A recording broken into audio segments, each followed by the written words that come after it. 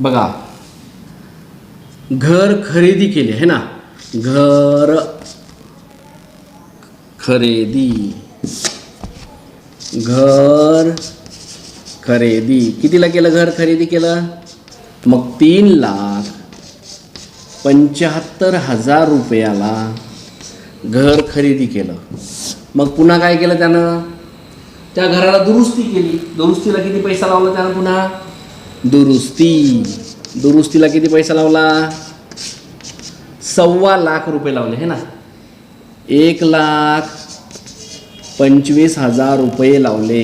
किती लावले? 1,25,000 रुपये.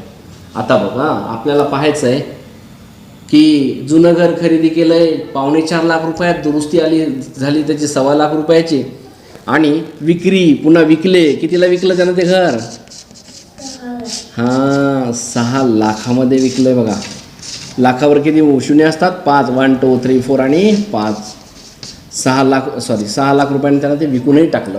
आता मला सांगा, नफा बरोबर काय सूत्र आहे? विक्री किंमत वजा खरेदी किंमत. अगोदर मला सांगा, हे खरेदीमध्ये ह्यानं 1,25,000 रुपयाचा खर्च केला, त्याची प्लस करणं गरजेची आहे की नाही? तर ती प्लस करूया. इथे 1 मिनिट थांबवू आपण याला. आता त्याची प्लस करा. एकूण किती खर्च आला? एकूण खर्च किती आला? एकूण खर्च, खरेदीचा एकूण खर्च किती आहे? शून्याला शून्य, ह्या शून्याला शून्य, 5 आणि 5 10शीला शून्य, हाचा आला 1. बोल की रे, तू काहीच बोले ना. 7 आणि 2 9 आणि 1 10, 10शीला शून्य, हाचा आला 1. 3 आणि 2 5. किती खर्च आला? 5 लाख रुपये खर्च आला. किती आला? 5 लाख रुपये. मग आता विकले कितीला? विकले 6 लाखाला. 1 2 3 4 5, 6 लाखाला विकले.